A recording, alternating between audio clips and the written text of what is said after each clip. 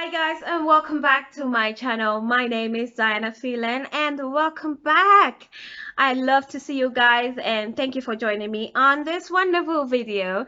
And if you're just joining me and seeing me for the first time, my name is Diana. I am a mother of two and I am a wife. And welcome to my better best feminine journey that I am taking on, and I am just discovering myself and discovering a whole new me again. And I'm just super in love with this journey because I am just becoming a better person, a much happier person, and I am really getting to celebrate what is feminine in me and what is feminine in my ways, and just being a better mother and a better wife in a nutshell. And I'm just kind of grateful that this came in my life, and I quickly realized that I needed a change when it came. So anyways guys, with that being said, today however I am talking about a few key things on how you should move with your feminine journey. Today, however, ladies, I am talking about a few key things on how to move in your feminine journey. Now, I brought this a little bit later on because I am truly speaking from experience, and I didn't want to give you guys just a generated idea of anything. I am talking from experience, and I know everybody will have their own experiences, and it'll be great if you guys can jot down below and tell me how you have found your feminine journey and some of the obstacles or some of the obscure things that you would find in your journey. And these are some of the few key moves that I can advise you on how to move on your feminine journey. The very first one is move in silence. It does sound generated, but I have discovered that moving in silence will protect you. It's even in the Bible where it says discretion is your weapon. For real, discretion is your weapon. Because when you move in silence and you're trying to do something, there might be hearsayers that may say the wrong thing, that may discourage you. Now, I and everybody like yourselves out there have tried numerous diets and they have never worked. And having to see this and just realizing that when I kind of go around and say, I'm on a diet, I can't eat this, oh sorry, I can't eat this, it kind of disturbs me. Because people say, oh come on, forget about that diet, just enjoy today. Or people would just say, you think you're gonna lose weight from that? It is so discouraging, and it just kind of breaks that beautiful foundation that you had built. That means your foundation was weak. That means your foundation was weak. So we are trying to build a strong foundation. So move in silence and just see how you go for the first 4 months, 5 months. Keep to yourself. Let people see the results and be wondering, what is she doing? Why is she losing weight? But move in silence. Don't tell anybody your plans. Don't tell anyone what you're planning to do or how much you're trying to lose weight or how much you're eating or this or that. I am bringing you these videos now because I've been on this journey for the past year and a half. For the past year and a half, I just kind of kept my head down, focused on what I was doing, because when either you even hear a good comment coming your way, when somebody says, oh my God, you've lost 2 kgs, you have done so well. In your head, there's just something subconsciously that happens where it just makes you feel like you have accomplished. And then you stop doing that hard work you've been doing to lose the next 10 more that you want. In your head, that compliment just feels like you have won. It makes you feel like you have accomplished it all, and yet you are just knocking on the door. So even if you're seeing results yourself, even if you're excited about them yourself, move in silence. Don't tell anybody what you are doing straight away. Number 2, which filters down from the first one. Be aware of haters, Be aware of fake support. It is so true. We live with our families and maybe extended families or maybe even friends where now that you're getting better, now that they can see that you are doing better for yourselves, you're looking much more sexier, or maybe the guys are starting to look at you more and not look at them more, or even in church it happens where they call you Mrs. So and so, come and help us because now you're looking more polished, you're looking a little bit better than your friends. They may hate that. So this is, I guess, part B of part A, where I'm saying move in silence so that the haters will not notice you, will not even think anything of you. The fake support will just be shut down. You don't need fake support because you know what? It's just somebody just lying to you. And right now, this is not what we want. We want to be authentic. We want authentic people around us. And we want people that will cheer us on. And I I truly suggest that for the first 5 months of your feminine journey, of whatever you might have decided to better yourself, keep quiet about it. Do not go telling everybody, not even your husband. Don't go telling him that I've decided to do this and I'm designing this uh, active work for me, or active plan for myself. I'm going to do this, I'm going to do that, I'm going to do that. The minute you open your mouth to tell somebody about it, and maybe they say, oh, that's great, or maybe they discourage you, it still doesn't work to your advantage. If it's a compliment, you already feel like you've achieved it. So do not go telling anybody. Even don't tell anyone. Just be aware of haters and fake support, which is even worse. Just be quiet. All right. The next part, stay humble. This is really crucial. Us being women and having to achieve something, sometimes you want to flaunt it. Don't flaunt it. Let them see. Just don't flaunt it. Just be quiet. Just shut your mouth. Just zip it. Okay? Stay humble. It is great to receive a compliment and just be gracious and say thank you. Don't be pompous. Just stay humble. If somebody says, oh my God, you've really lost some weight, don't now go and start telling them everything you've been doing and how you can teach them, because some people don't want to be taught, and some people just appreciate it when it's on you, and they don't want to be, now fed into this religious and you're pushing it down their throat. Just stay humble, okay? It's all about you. It's not about the next person. It's just about you. And if you keep you about you and in you, you are doing a good job. So keep it in you. Don't give too much info about yourself. Leave some mystery about you. Let people wonder about you. So just know when to stop when things like diet or workout plans or how you're looking better, when topics like that start popping up, just rather answer with a simple answer like thank you, or just don't give too much info. I have had to teach myself to just not overshare, because I'm just excited sometimes and I tell everything about it, and then the next minute I hear it coming out of somebody I didn't even say it to, and that has taught me a big lesson. That has taught me a big lesson to just not overshare and not say too much info or give too much info. Know who you are talking to. Not everybody cares and wants to know what you're doing in your life. Know who to talk to. Don't just go talk to everybody and think they want to hear your life story. They don't.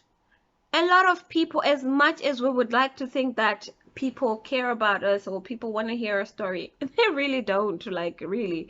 So unless somebody genuinely goes searching for your information, like on YouTube, I mean, obviously you choose who you want to listen to and who you want to talk to or who you want to follow. So when you see value in somebody and they see value in you, then maybe open up a little bit, not too much. So know who to talk to. Don't go sharing your business with everybody else. It's not ladylike. It doesn't leave some type of mystery about you. I love it when people wonder about me and just think, what am I doing? What is this? What is she doing? How did she get it? You know, don't overshare. Don't, just know who you are talking to. All right. Know how to run from explaining yourself. I know that as we are leveling up and we're learning how to be more mysterious, there's still those people that just come and ask you more and more questions, even if you just graciously excuse yourself nicely. There's just some people. So when is he coming back? So how's your husband doing now with his job? Oh, things like that. Or they come and ask you, "Ooh, how are you losing those inches around your waist?" And usually it's not the people you would naturally open up about these things to. Um, Learn to run away from explaining yourself. Just be gracious and say, "I'm sorry." Change the topic really sometimes.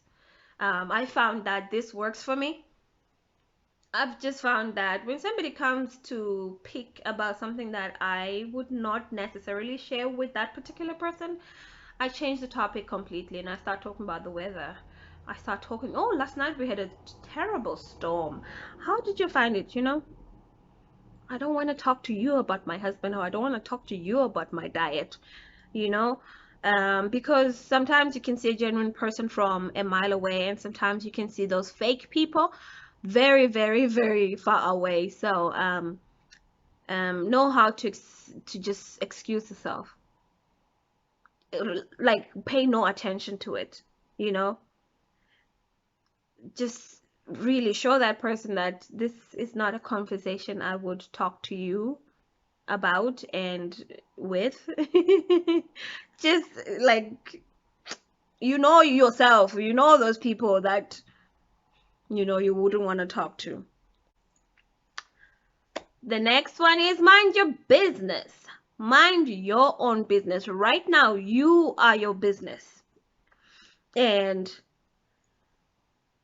if all those business people came telling us how they're doing and how they're striving for the business the minute that they wouldn't have made it.